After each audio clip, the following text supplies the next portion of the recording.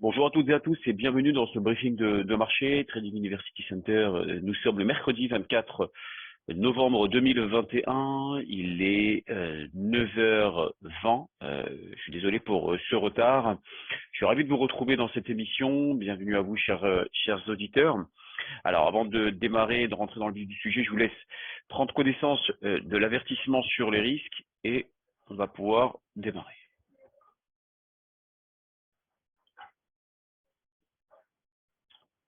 Parfait. Alors, petite aperçu, on va dire fondamental. On va démarrer sur la partie aversion risque. Force est de constater que l'aversion risque fait son retour sur les marchés entre la recrudescence des cas de Covid-19 en Europe et la flambée des rendements obligataires suite à la nomination, du moins à la reconduction de Jérôme Powell à la tête de la Fed avant-hier. Alors Wall Street avait terminé la séance assez hésitante après le choix notamment du président américain de reconduire Jérôme Powell pour 4 années supplémentaires à la présidence de la Réserve fédérale. Alors, la nomination de Jérôme Powell dans un premier temps a été, je dirais, largement saluée par les investisseurs qui espéraient qu'il n'y aurait pas de gros changements au sein de la Fed alors que quand même qu'elle guide depuis maintenant 16 mois l'économie dans la reprise après la pandémie. Et la Banque centrale devrait aussi annoncer un retour à la politique très polémique, je dirais, d'ici fin 2022. Par conséquent, l'indice de référence financière mondiale, donc l'indice du S&P 500, des banques notamment, s'est redressé suite à une flambée des rendements du Trésor, les investisseurs ayant intégré dans leur prix un resserrement de la politique d'ici le premier semestre 2022. Donc les contrats à terme liés au taux directeur de la Fed ont indiqué que les marchés monétaires s'attendent désormais à ce que la Fed relève ses taux d'intérêt de 25 points de base d'ici juin prochain contre une précédente estimation en juillet. Donc là encore, on a un resserrement de politique monétaire un peu plus tôt que prévu. Hier matin, les bourses européennes ont perdu un peu de terrain, on recule quand même nettement, même si on a eu un gros bond en fin de matinée, pénalisé notamment par la dégradation de la situation sanitaire et les craintes d'un resserrement accéléré justement de la politique monétaire aux États-Unis comme dans la zone euro. On a eu aussi les premiers résultats hier matin des enquêtes mensuelles PMI Market sur l'activité du secteur privé en Europe, qui montrent quand même une accélération de la croissance, mais aussi encore et toujours des tensions persistantes sur des chaînes d'approvisionnement, les fameux goulets d'étranglement, qui risquent de tirer les prix à la hausse.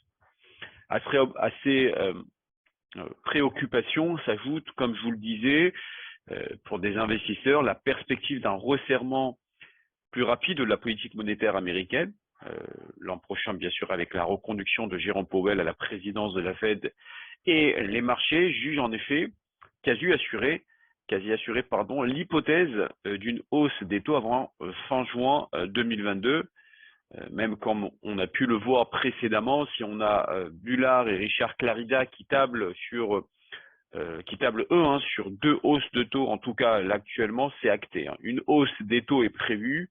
Et on verra bien sûr comment évoluera l'inflation s'il faut une nouvelle fois, je dirais, mettre un tour de vis et procéder à des hausses de taux d'ici fin 2022. Une perspective forcément qui a fait monter le dollar américain et les rendements bien sûr du bond de trésor, mais qui a quand même pesé au final sur la tendance à Wall Street. Forcément, quand les rendements des bons de trésor augmentent, généralement les valeurs de croissance comme les grosses valeurs technologiques derrière elles reculent assez fortement.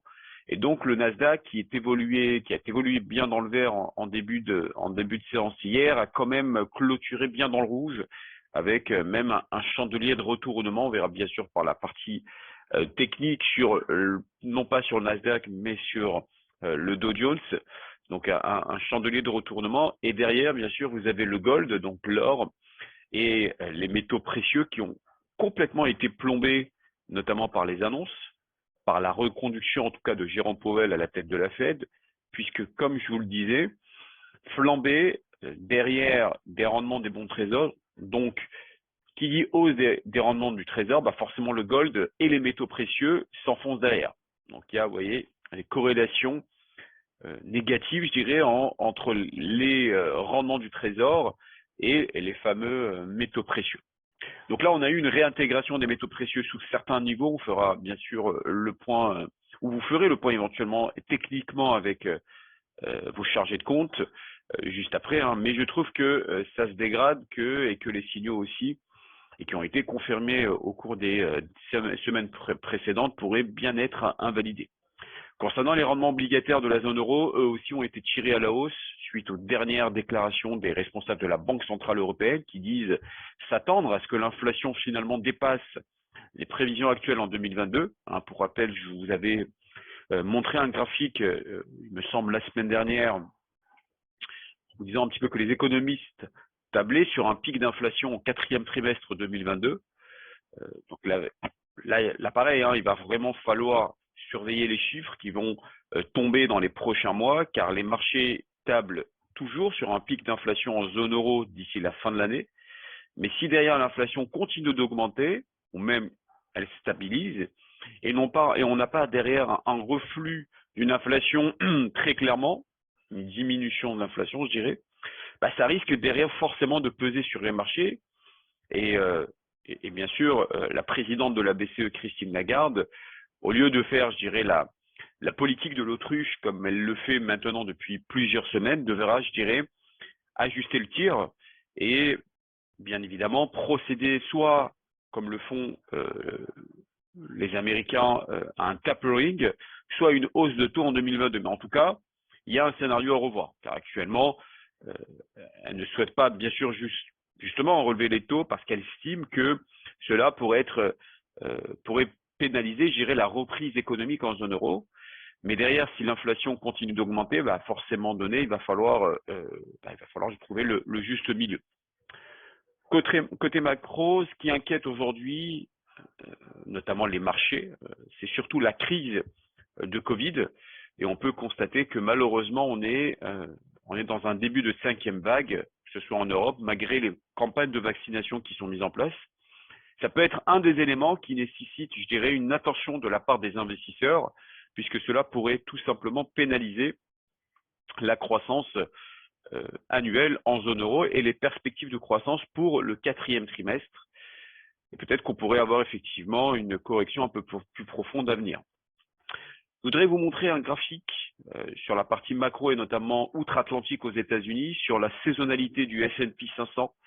Un graphique que vous pouvez trouver sur le site isabelnet.com qui est extrêmement intéressant, qui vous montre un petit peu les 3 derniers mois de l'année,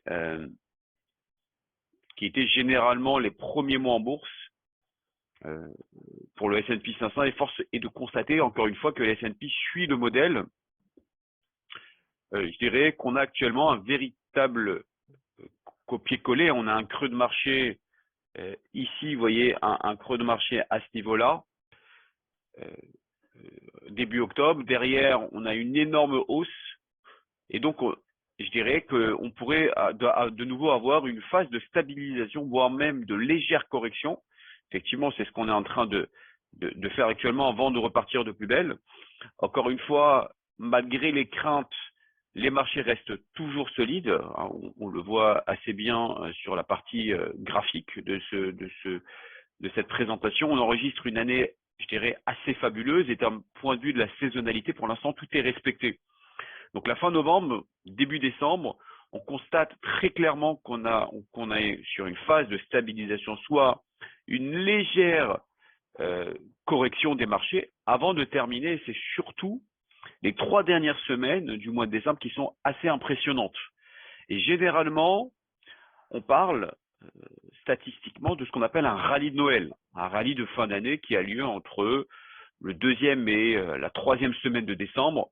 Voilà ce qui explique derrière notamment ici cette jambe de hausse assez impressionnante qu'on pourrait effectivement avoir sur les marchés. Donc pour l'instant, tout va bien. En tout cas, aujourd'hui, tout va bien. Les indices ont enregistré des hausses monstrueuse. Donc même si on a une petite correction de 2, 3, 4%, cela n'empêchera pas, je dirais, en plus qu'à la performance annuelle. Maintenant, c'est intéressant de suivre ce graphique pour se dire justement que l'on pourrait encore aller chercher un peu plus haut, notamment sur les indices américains. Aujourd'hui, toujours côté macro, cette nuit, l'indice Nikkei 225, l'indice du Japon, a terminé la séance en repli de 1,6% à 29 302, dans un contexte d'inquiétude au sujet d'un éventuel relèvement des taux de la Réserve fédérale après la reconduction de Jérôme Powell à la tête donc de la Banque centrale américaine. Les valeurs technologiques que représente l'indice du Nikkei ont pesé notamment dans le sillage un petit peu de la baisse du Nasdaq hier à Wall Street. En Europe, les marchés actions devraient reprendre quelques couleurs ce matin, au lendemain d'un fort mouvement de baisse et avant la publication de nombreux indicateurs économiques que vous voyez sur le calendrier en Europe comme aux États-Unis. Alors, juste un rappel qui est quand même extrêmement important, les marchés financiers seront fermés demain pour la fête de Thanksgiving. Vous irez bien sûr sur votre plateforme, vous recevrez une notification, notamment avec tous les actifs qui seront fermés et bien sûr les pré-clôtures avant la fête de Thanksgiving. Alors, aujourd'hui au niveau du calendrier, pas mal d'indicateurs. Les investisseurs attendent tout d'abord l'indice IFO, du climat des affaires en novembre en Allemagne, ou de nouvelles restrictions qui auraient lieu donc à 10 heures, d'ici quelques minutes, où de nouvelles restrictions ont été imposées ces derniers jours pour tenter, je dirais, de contenir la vague de Covid-19. Selon IHS Markit, qui a notamment été publié hier, l'Allemagne est également confrontée, je dirais, à des tensions inflationnistes en raison, bien sûr, des problèmes d'approvisionnement actuels, comme je vous l'avais évoqué en intro. Les économistes qui anticipent un repli de l'indice à 96,6 en novembre contre 97,17 en octobre. On verra comment ça va évoluer au niveau de cet indice. Aux États-Unis, les investisseurs seront bien sûr particulièrement attentifs cet après-midi à la deuxième estimation du produit intérieur brut, donc du PIB au troisième trimestre, ainsi qu'à l'indice PCE qui constitue, je dirais, la mesure d'inflation qui est préférée de la Réserve fédérale. Selon les économistes, la croissance des États-Unis pourrait être revue à hauteur de 2,2% sur un an contre 2% annoncé initialement. Alors vous ne le voyez pas sur le tableau, mais c'est un indicateur important que vous devez suivre. L'indice PCE est attendu quand même en hausse de 0,4% sur un mois et 4,1% sur un an en octobre, après une progression de 0,2% sur un mois et 3,6% sur un an en septembre. Parmi les autres indicateurs attendus aujourd'hui figurent bien sûr, comme chaque semaine, les demandes hebdomadaires d'allocation au chômage. Vous avez 260 000, comme vous voyez ici sur le tableau. Les commandes de biens durables, l'indice bien sûr définitif de confiance des ménages de l'Université de Michigan en novembre, et le rapport bien sûr, comme chaque semaine et chaque mercredi à 16h30, le rapport hebdomadaire de l'énergie sur les stocks de pétrole aux États-Unis, où on voit effectivement moins 481 000 nouveaux stocks de pétrole. En Nouvelle-Zélande, la Banque centrale, alors bien évidemment, ne pas oublier aussi les minutes, alors ça c'est fondamental, c'est pour ça qu'il est en gras sur le calendrier économique, les minutes de la Fed qui auront lieu ce soir, c'est la dernière réunion de la Fed, du compte rendu de la FOMC qui aura lieu à 20h, donc on verra un petit peu comment se dérouleront ces minutes-là. C'est à suivre bien sûr avec beaucoup de précautions parce qu'il peut y avoir de la volatilité ce soir à 20h. En Nouvelle-Zélande, la Banque centrale, il faut savoir, qu'a relevé mercredi, donc ce matin, son principal taux directeur pour la deuxième fois en autant de mois, dans un contexte d'accélération de l'inflation. Il faut savoir que la banque de réserve de la Nouvelle-Zélande, donc, comme c'est attendu par la majorité des économistes, comme attendent également beaucoup d'économistes, notamment sur la Réserve fédérale américaine, est monté à hauteur de 0,75%. Au niveau du pétrole, au niveau de l'énergie, il faut savoir que les contrats à terme sur le pétrole évoluent en légère hausse ce matin, soutenus notamment par l'annonce d'une initiation coordonnée des pays consommateurs pour puiser notamment dans leurs réserves stratégiques d'or noir pour essayer d'accroître l'offre. En tout cas, le président américain Joe Biden a notamment annoncé que les États-Unis allaient remettre sur le marché plus de 50 millions de barils de pétrole dans le cadre donc de cette action à faire baisser les prix.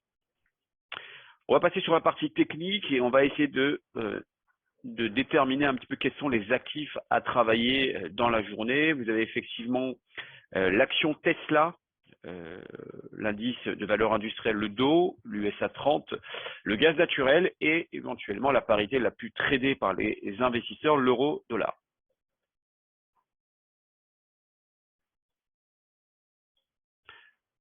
Alors, on va démarrer sur la partie technique. On va démarrer tout d'abord. Hop, hop, hop, impeccable. Alors, ici, vous avez l'action Tesla. D'accord, donc ça, on va démarrer sur l'action Tesla. Hop. Alors, là, vous avez un graphique en face de vous qui est représenté donc par Tesla. Je vais essayer de retirer quelques infos pour agrandir un peu le graphique. Alors, vous avez le graphique ici à ma gauche en hebdomadaire. Ici, vous avez le graphique. Alors, attendez voir, je vais vous le mettre ici en hebdomadaire. Ici, je vais vous le mettre en journalier. Ah, ce sera plus simple comme ça. Et ici, je vais vous le mettre sur du court terme. Très bien. Alors, en graphique hebdomadaire, je vais agrandir le graphique. Effectivement, on a eu une très forte accélération. Avant de parler de la partie technique, tout d'abord, il faut savoir qu'Elon Musk, donc le directeur bien sûr général de Tesla, a vendu hier plus de 934 000 actions de voitures électriques pour à peu près 1 milliard de dollars. Donc au total, il a désormais vendu quelques 9,2 millions d'actions pour un montant de 9,85 milliards de dollars depuis le 8 novembre, au lendemain donc d'un sondage qui a été posté par Elon Musk, notamment sur Twitter, qui l'a amené à décider de céder 10% de sa participation dans le constructeur automobile. D'après d'ailleurs les derniers documents qui ont été remis à l'autorité boursière américaine, Elon Musk a réalisé ses dernières sessions après avoir exercé donc des options d'achat portant sur 2,15 millions d'actions. Donc voilà, on est arrivé sur un niveau quand même assez important. Au niveau technique, effectivement, on a eu une très belle accélération. Hier, le prix a chuté, le cours a chuté. On a des niveaux intéressants que vous pouvez avoir ici, où là, on peut avoir un point de support important en hebdomadaire, où l'appui ici, on pourrait effectivement, alors, bon, ça reste un petit peu subjectif, mais si on arrive à ce niveau-là, aux alentours des 900, à peu près 870, 900, on a un niveau de support extrêmement important. Maintenant, la Tenkan Sen, que vous voyez ici, donc c'est une Tenkan hebdomadaire, peut également faire office de support. Alors, est-ce qu'on assiste là à ce qu'on appelle un double top, où là, on peut avoir une forme de M qui est en train de se mettre en place. Il faudrait qu'effectivement qu'on ait une autre bougie qui est représentée donc peut-être une accélération et éventuellement un retournement pour pouvoir représenter ce fameux M. Le niveau de support pourrait être là, hein, ce qui serait, je dirais, la ligne de coup, hein, la ligne de coup qui pourrait être là. Alors, un petit rappel sur ce qu'on appelle bien sûr les doubles tops. Je vais essayer de vous montrer cela. Le double top, vous avez un schéma qui est assez représentatif. Donc, vous avez effectivement, on part d'en bas, comme vous l'avez ici avec cette flèche. Donc, vous avez une forme de M, hein, comme vous pouvez le constater ici. Vous avez ici la ligne de coup, hein, que vous pouvez représenter directement ici sur l'action Tesla. Il faudrait que d'abord on casse ce niveau-là pour avoir un retournement baissier. Alors, au niveau des objectifs, pour que cette configuration technique soit validée, il faudrait que ce support que vous avez ici rectangulaire, donc c'est le support majeur en hebdomadaire, puisse être franchi. Il faut que ce soit cassé. on revient sur ce qu'on appelle un pullback, comme vous avez ici. Et là, à ce moment-là, on pourrait avoir une décélération et aller chercher ce point de support. Pour l'instant, toute la partie technique reste haussière. Pour que on ait un retournement sur l'action Tesla, il faudrait qu'effectivement que ça casse ce niveau de support, en tout cas en hebdomadaire. En journalier, comme vous pouvez le voir ici, on a tout simplement un niveau intéressant où le prix est en train de rebondir sur la Tenkan journalière. On voit que la Tenkan fait office de support. Ici, nous avons une zone de résistance qui pourrait être représentée pour cette partie-là. Alors, attendez, je vais essayer de voir si je peux vous le tracer. Hop, là, on a la zone de résistance. On pourrait avoir effectivement ici cette zone de support. Donc, tant qu'on est à l'intérieur de cette zone-là, le marché reste haussier. La Tenkan fait office de support. La Kijun pourrait également faire office de support. Donc, on a des zones clés assez intéressantes à laquelle on peut racheter des actions Tesla pour aller chercher cette zone de résistance. La zone de résistance serait aux alentours des 1240 en ligne de mire. Sur 4 heures, on va regarder un petit peu l'action sur 4 heures. On a effectivement ici donc, le prix qui est sous pression. Alors, l'action a fortement chuté hier, notamment suite à ce que je vous avais évoqué juste avant, notamment le fait qu'il ait vendu 934 000 actions. Donc, ça a fait chuter l'action. On a un rebond technique intéressant exactement sur la Kijun. On voit que le nuage, notamment sur 4 heures, reste haussier, sur du journalier reste haussier. Donc, on pourrait avoir un point de rebond intéressant sur cette zone technique aux alentours de la Tenkan hebdomadaire que vous voyez ici. Donc, un point à laquelle les acheteurs vont pouvoir se positionner et aller prendre des points de rebond à ce niveau-là. Mais n'oubliez pas que vous avez également des points de rebond sur la Kijun journalière et éventuellement sur la Tenkan hebdomadaire.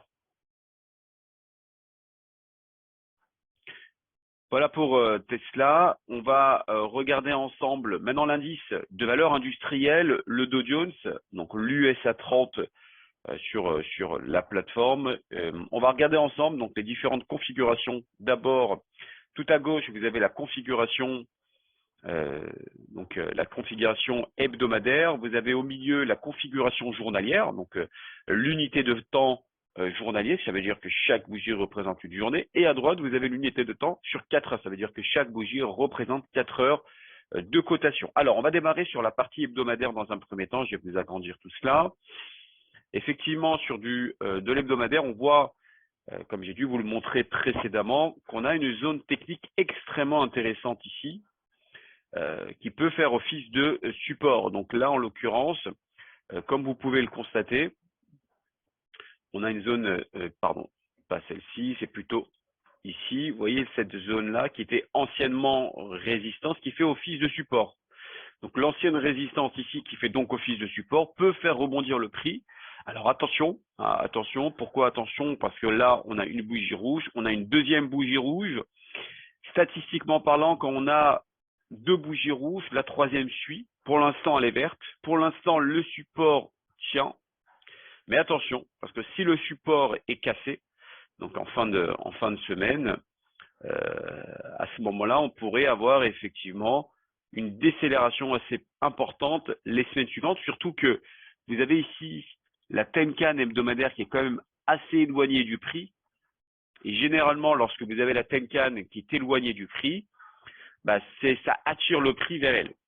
Et donc, du coup, ce qui est très important, c'est que lorsque vous avez cela, ce qu'il faudrait savoir, c'est que généralement, quand la Tenkan est éloignée, donc ça peut attirer le prix. Donc, si le support que je viens de vous montrer ici est cassé, à ce moment-là, le Dow pourrait aller chercher les 35 050, 35 045, voire 34 800. Pour l'instant, ça tient.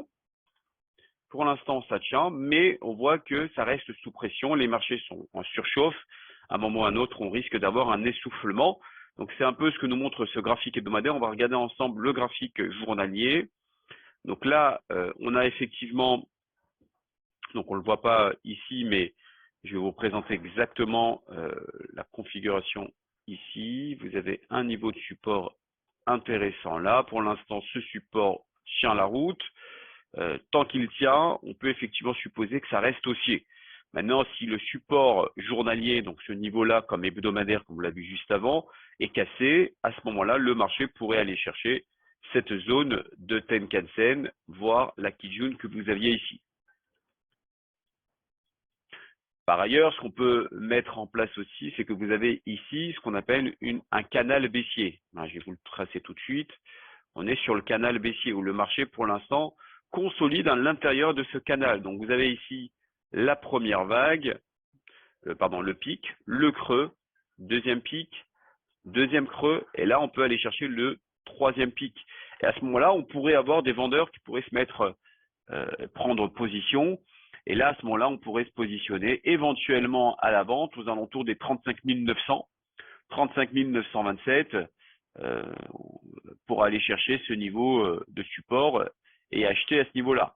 Maintenant, bien évidemment, si vous prenez une position à la vente ici, vous pouvez mettre un stop au-dessus, ou si vous prenez un achat ici, à ce moment-là, vous mettez un stop en dessous. Bien sûr, à vous de prendre, je dirais, la notion de money management afin de répartir votre risque sur votre portefeuille. Donc, on a vu cela au niveau journalier. On va regarder maintenant sur du 4 heures, qu'est-ce que nous donne le graphique. On voit effectivement une très belle accélération ce matin. On a une forme de double bottom ici, pullback. On peut avoir une accélération pour aller chercher donc la zone que je vous ai montrée en journalier. La Tenkan Daily qui pourrait être aux alentours des 35 870. Ça serait un niveau vraiment court terme. Ça, c'est le premier objectif. Deuxième objectif, c'est d'aller chercher les 35 980. Tant que vous êtes effectivement dans la configuration que je vous ai montré sur des unités de temps supérieures, où là, on peut avoir des retournements baissiers, à ce moment-là, il serait susceptible de pouvoir vous positionner sur les niveaux techniques que je viens de vous communiquer.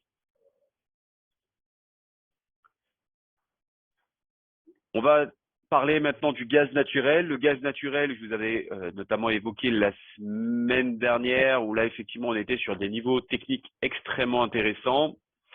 Le gaz commence un petit peu à reprendre.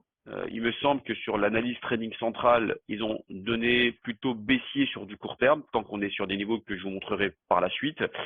Le gaz naturel à gauche, vous avez l'unité de temps hebdomadaire. Au milieu, vous avez l'unité de temps journalier. Et à droite, vous avez l'unité de temps 4 heures. Alors, le gaz naturel, je vais vous montrer ça tout de suite d'abord en hebdomadaire. Alors, en hebdomadaire, je vous avais montré à l'époque, ce niveau technique est quand même extrêmement important de 2019, de novembre 2018, où là, effectivement, le marché est en train et continue de tester cette zone technique. Tant que le marché tient sur cette zone technique, ça fait office de support. Maintenant, effectivement, pour l'instant, ça fait office de support. Ça veut dire quoi? Ça veut dire qu'on est sur des points d'impact, des points d'appui que le marché pourrait faire rebondir le prix à la hausse. Maintenant, ce qui est très important, c'est que si le marché casse, par exemple, en hebdomadaire ou même en journalier ce niveau de support, à ce moment-là, tout nous porte à dire que le gaz naturel pourrait chuter fortement. Parce que on a quasiment une ligne droite en face de nous, il n'y a pas beaucoup de support, excepté ces points qu'on pourrait avoir et que je pourrais vous tracer en direct. Vous avez ici un point de support, vous avez ici un autre point de support qui pourrait être intéressant.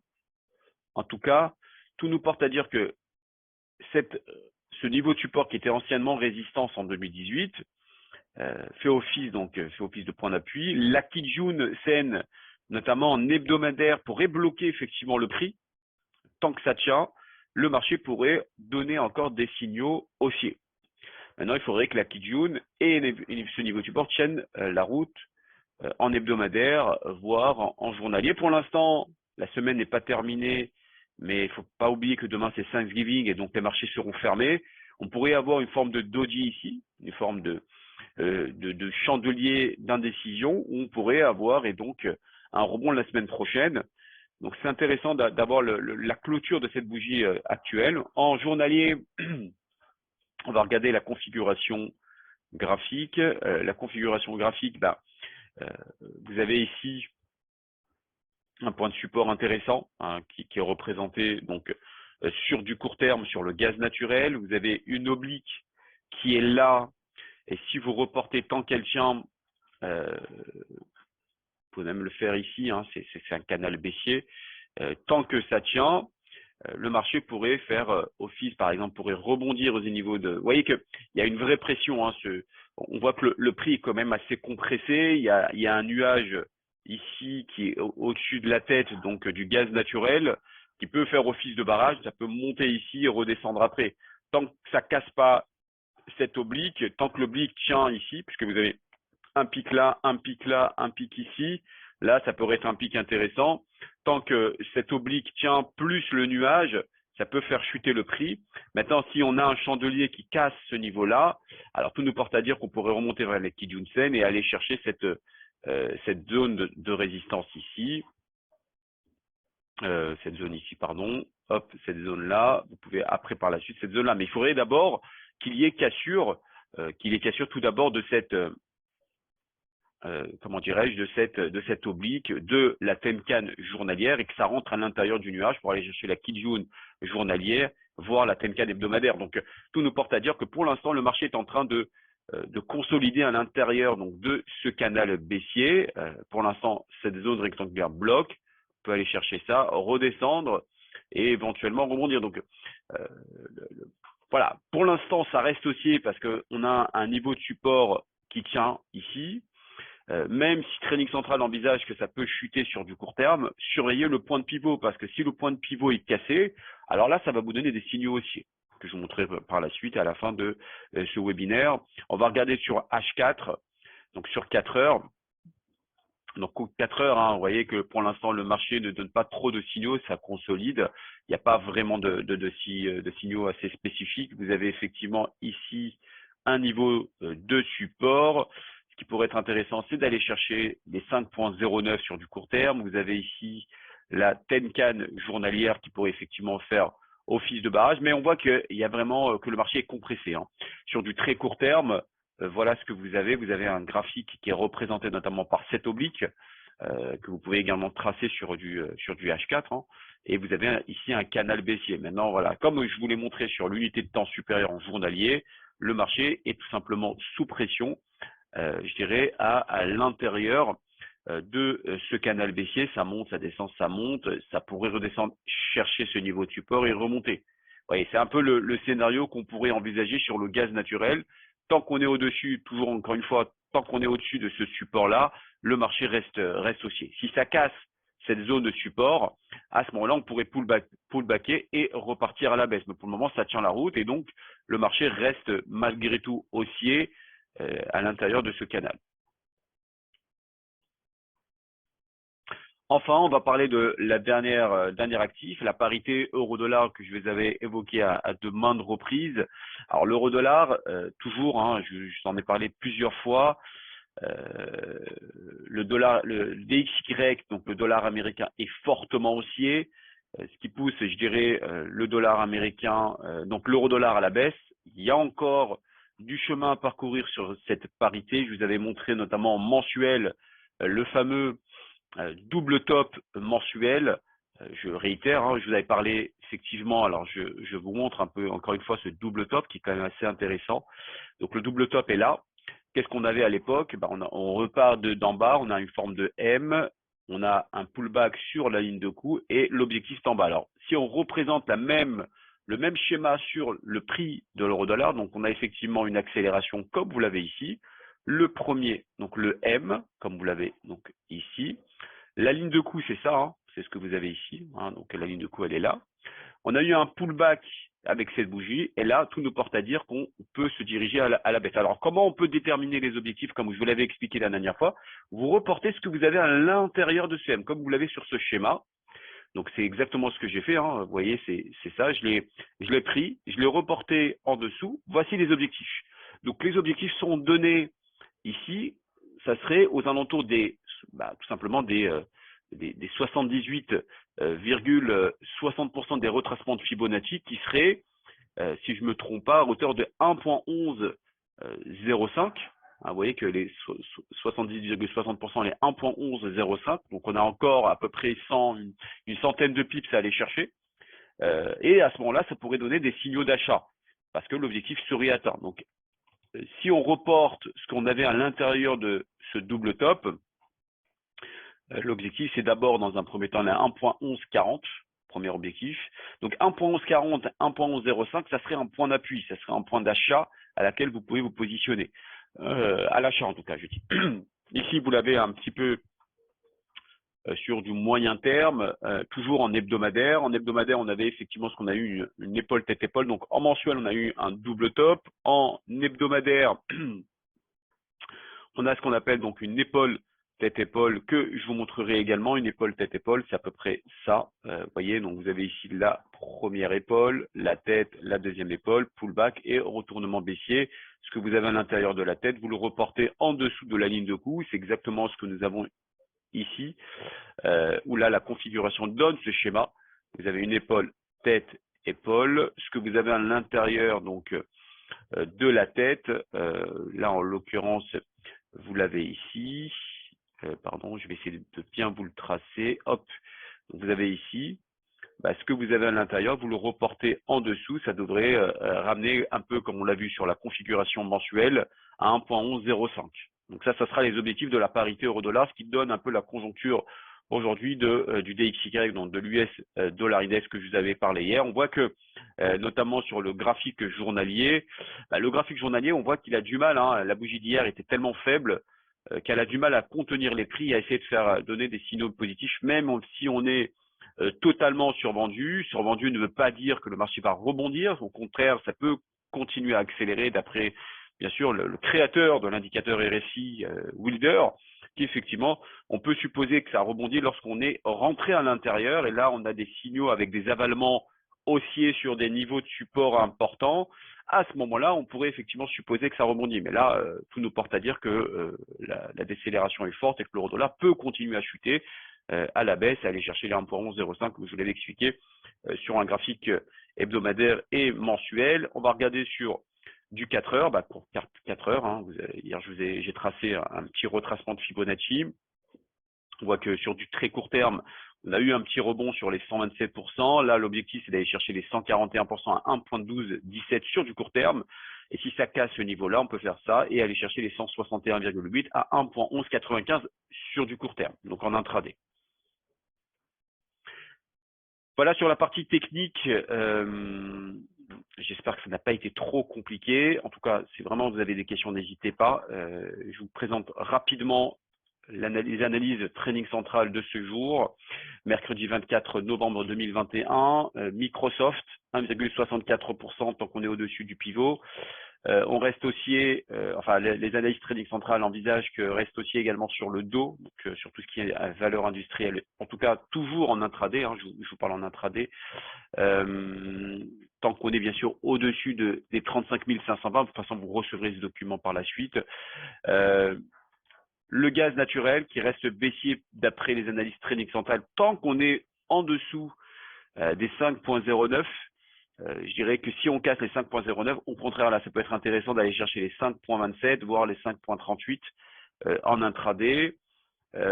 Et enfin, vous avez le NZD-USD, toujours une appréciation du dollar américain par rapport à la devise néo-zélandaise. Vous avez effectivement en plus les taux qui ont été relevés par la Banque centrale notamment de la Nouvelle-Zélande, qui envisage qu'effectivement qui doivent mettre un tour de vis. En tout cas, ça fait la deuxième fois en 2 mois qu'ils augmentent les taux d'intérêt. Donc maintenant, on est à 0,75%.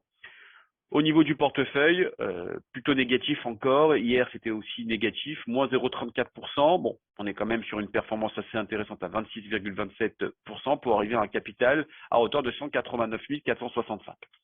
Voilà, je ne sais plus qu'à ce que vous souhaitez une très bonne journée et je vous dis à demain pour un nouveau webinaire.